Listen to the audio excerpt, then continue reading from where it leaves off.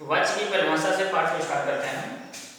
वाच्य की परिभाषा कहलाती है बेटा क्रिया के जिस रूप से यह पता चले कि क्रिया को चलाने वाला कर्ता कर्म या भाव है तो उसे वाच्य कहते हैं। यानी कहने का सेंस ये है, कहने का अर्थ ये है वाच्य बेटा उसे कहते हैं।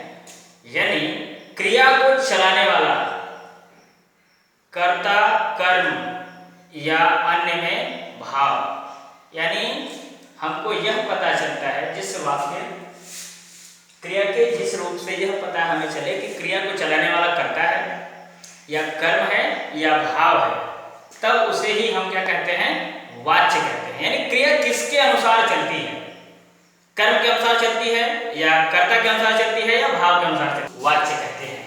जैसे राम जा रहा है, दूसरा श्याम बस के द्वारा जा रहा है, श्याम से चला नहीं जाता।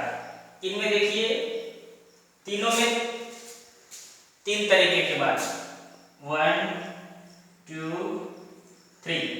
पहला राम जा रहा है, इसमें जा रहा इस क्रिया को चलाने वाला यानी क्रिया किसके अनुसार हो रही है, राम के अनुसार। राम क्या है, इसमें कर्ता है, कर्ता के अनुसार क्रिया हो रही है, ठीक है। राम जा रहा है, इस वाक्य में जाने की जो क्रिया हो रही है कर्ता के अनुसार हो रही है। इस वाक्य में भी जाने की क्रिया हो रही है, लेकिन श्याम मुख्य रूप में काम नहीं कर रहा है। अब जाने की क्रिया जो हो रही है किसके द्वारा, बस के द्वारा। यह इसमें के द्वारा, ये जो के द्वारा है बेटा ये कर्म है, बस के द्वारा ये कर्म है। तो इसमें कर्म के अनुसार क्रिया किसके अनुसार हो रही है, कर्म के अनुसार, दूसरे वाक्य में। और तीसरा देखते हैं श्याम से चला नहीं जाता, श्याम से चला नहीं जाता। इस वाक्य में न कर्ता न क्रिया, न कर्ता न कर्म, इसमें भाव है। कौन सा भाव, नहीं चलने का। तो इसमें भाव के अनुसार क्रिया हो रही है, किसके अनुसार, भाव के अनुसार। क्लियर होता है। तो इस आधार पर यह वाच्य की परिभाषा हुई। हमने कहा भी कि क्रिया के जिस रूप से यह पता चले कि क्रिया को चलाने वाला है, क्रिया किसके अनुसार होती है, कर्ता के अनुसार या कर्म के अनुसार या भाव के अनुसार, तो उसे ही हम वाच्य कहते हैं। क्लियर हुआ। इन तीन वाक्यों से हमने कर्म को भी दिखाया, आपको कर्ता भी दिखाया और भाव भी दिखाया। अब ये जब तीन इसके रूप हो गए, कर्ता कर्म भाव, तो यह वाच्य का तीन पार्ट बन गया है। यह वाच्य के तीन भेद अपने आप में स्वतः बन गए हैं। आइए इन तीनों को बारी बारी से जानते हैं। वाच्य के भेद, इसके कितने भेद, तीन भेद होते हैं। कितने भेद, वाच्य के तीन भेद। पहला होता है कर्तृवाच्य, दूसरा होता है कर्मवाच्य और तीसरा होता है भाववाच्य।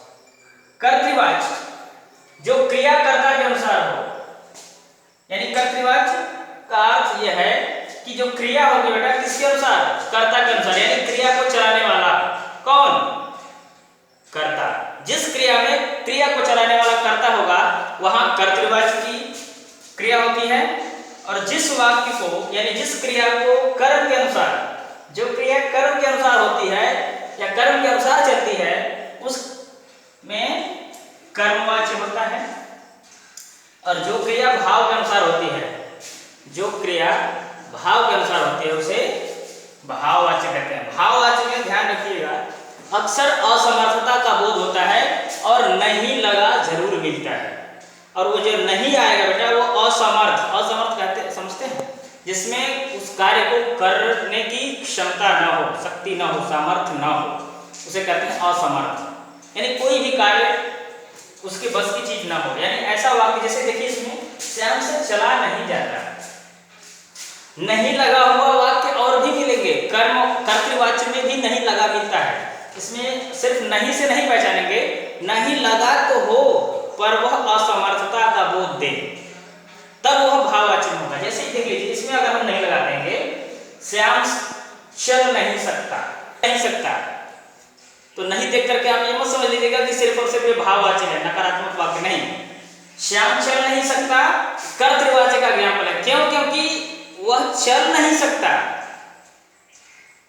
ऐसा नहीं कि उससे चला ही नहीं जाएगा, वो अभी ऐसी कंडीशन में है कि चल नहीं सकता, उसकी मर्जी, ठीक है।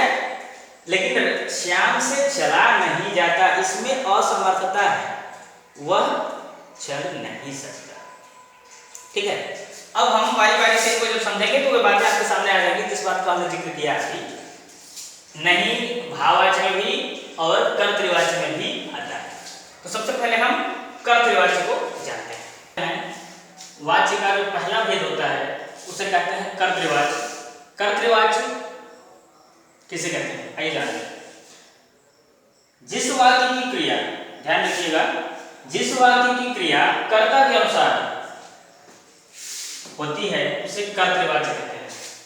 इसीलिए शुरुआत में जब हम परिभाषा बता रहे थे तो ये भी बताए थे, कर्तृवाचक को क्रिया के अनुसार, जो क्रिया कर्ता के अनुसार हो, यही लिखे थे हम। कर्मवाचक जब हमने लिखा था तो जो क्रिया कर्म के अनुसार, तो ये पहचानने का आसान तरीका है। किसी भी प्रकार के वाक्य दिए जाएं उसमें आपको सबसे पहले ये पहचानना है कर्ता और कर्म। कर्ता अगर पहचानेंगे, जो क्रिया कर्ता के अनुसार चलती है उसे ही कर्तृवाचक कहते हैं। जैसे रवि रसगुल्ला खाएगा, रसगुल्ला खाएगा, ठीक है। रवि इसमें क्या है, करता है। यह वाक्य रवि के अनुसार चल रहा है। रसगुल्ला खाए की क्रिया कौन कर रहा है, रवि, रवि इसमें करता है, इसलिए यह वाक्य कर्तृवाचक का हुआ। दूसरा देखते हैं, नीलिमा बाजार जाती है, नीलिमा बाजार जाती है, बाजार कौन जाता है, नीलिमा, राहुल फल खाता है। ध्यान रखिएगा, जिस वाक्य में कर्ता मौजूद होता है, क्रिया का फल कर्ता के ऊपर पड़ता है, यानी उसे ही हम कर्तृवाचक कहते हैं। राहुल बाजार, राहुल फल खाता है, राहुल हमारा करता है, इसलिए यह वाक्य कर्तृवाचक हुआ। अब देखिए, इन्हीं वाक्यों में से कुछ हमने कर्मवाच्य के भी एग्जाम्पल बताए हैं। अब ध्यान रखिए, कर्तृवाच्य में मैक्सिमम ने परसर्ग का प्रयोग होता है। उसके बाद कर्मवाच्य में 2-3 परसर्ग का जिक्र होता है, द्वारा, के द्वारा और से। कर्तृवाच्य के वाक्य को ही हम कर्मवाच्य में तुरंत कन्वर्ट कर देते हैं इन प्रसर्गों के माध्यम से। अब जैसे ध्यान दीजिएगा, इसमें एक में द्वारा और एक में के द्वारा और एक में से, ये 3, ये इसके पहचान के नियम है। कर्मवाच्य पहचानने का आसान तरीका है। जैसे जानते हैं, पहले इसकी परिभाषा क्या कहती है, जिस वाक्य की क्रिया कर्म के अनुसार होती है उसे कर्मवाच्य कहते हैं। ध्यान रखना है, जिस वाक्य की क्रिया कर्म के अनुसार होती है उसे कर्मवाच्य कहते हैं। और कर्मवाच्य पहचानने के लिए ध्यान रखिएगा, वाक्य में द्वारा, के द्वारा और से, यह 3 परसर्ग जरूर लगे मिलते हैं। अब इसी वाक्य से रवि रसगुल्ला खाएगा, इस वाक्य को हम जब कर्मवाच्य में परिवर्तित कर रहे हैं, यानी इसमें कर्म की प्रधानता दिखा रहे हैं, क्रिया कर्म के अनुसार जब होती है, तब वो वाक्य कैसे बन जाएगा, रवि द्वारा रसगुल्ला खाया गया। रवि द्वारा, अब देखिए मुख्य ये हो जाए रसगुल्ला कर्म, रवि द्वारा क्या खाया गया, रसगुल्ला, कर्म आ गया ना।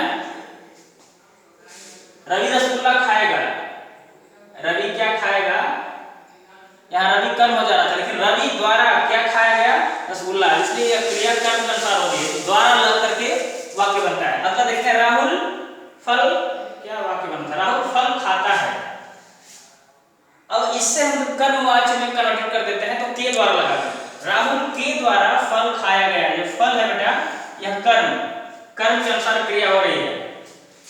आगे देखिए, बबीता से सूट सिला जाता है, बबीता सूट सिलती है, एक वाक्य होगा जो कि कर्तृवाचक का होगा। बबीता ने सूट सिला, ये भी कर्तृवाचक का होगा। लेकिन जैसे ही से पर्सन का प्रयोग करके बबीता से सूट सिला जाता है, बबीता से सूट सिला जाता है, ये जो सूट है यह कर्म हो जाता है, इसके अनुसार क्रिया हो रही है। ठीक है, सूट सिला जाता है, रसगुल्ला खाया जाता है, फल खाया गया।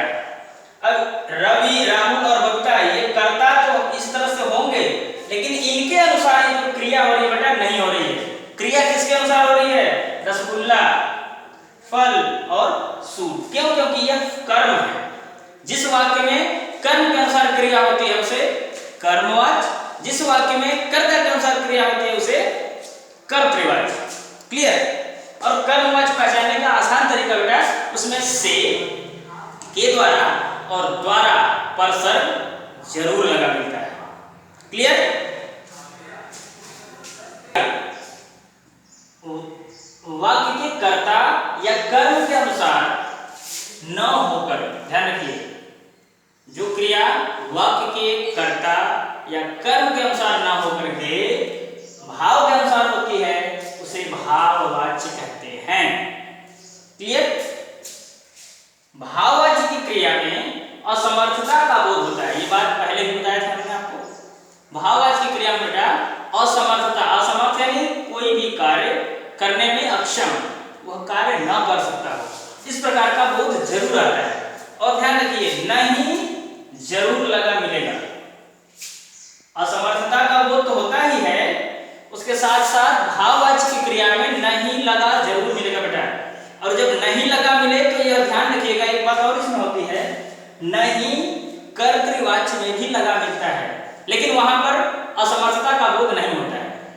क्लियर? लेकिन जब भाववाच्य में नहीं लगा होता है तो वह असमर्थ होता है, वह जो करता है उस कार्य को करने में असमर्थ होता है, यानी यहाँ नकारात्मक भाव, असमर्थ होने का भाव दिखता ही है। क्लियर? जैसे देख लीजिए, नाली से चला नहीं जाता, इस वाक्य को हम लिख दें अभी,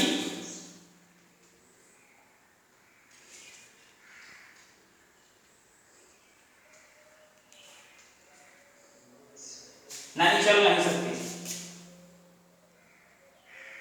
या नानी नहीं चलेगी, ये भी हो सकता है।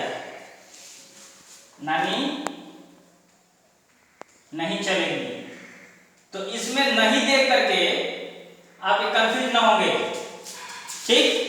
नहीं देखने से आप बस कंफ्यूज, सर ने कहा कि अक्सर भाववाच्य में नहीं लगा मिलता है, लेकिन बेटा नहीं जब मिलेगा तो असमर्थता का जब बोध होगा तब भाववाच्य में तुरंत हो जाएगा। लेकिन जैसे नानी नहीं चलेगी, अब नहीं इसमें भी लगा है, नानी से चला नहीं जाता, दो अलग बात है। नानी नहीं चलेगी, इसमें ऐसा नहीं है कि वह नहीं चल पाएगी, लेकिन उसकी मर्जी जाता, वह चलने की कोशिश भी करे तब भी उससे नहीं हो पाएगा, यानी इसमें असमर्थ होने का भाव है, इसमें भाव है, क्रिया भाव के अनुसार चल रही है, यानी जो क्रिया भाव के अनुसार होती है उसे ही भाववाच्य कहते हैं। दूसरा देखते हैं, बबीता से गीत नहीं गाया जाता, इसका वाक्य अगर कर्तृवाच्य में बबीता गीत नहीं गाती या नहीं गाएगी बन जाएगा, लेकिन आप नहीं देखकर कंफ्यूज आएंगे नहीं। क्लियर? जब आपको नहीं असमर्थ के रूप में आए, जैसे बबीता से गीत नहीं गाया जाता, तब यह वाक्य भाववाच्य में बसेगा। मां से खाना नहीं खाया जाता, क्लियर? नहीं खाया जाता, यह पूरा वाक्य भाववाच्य है। क्लियर? आइए अब हम जानते हैं कि वाक्य, एक ही वाक्य को कैसे परिवर्तित करते हैं, कर्मवाच्य को भाववाच्य में, भाववाच्य को कर्मवाच्य में कैसे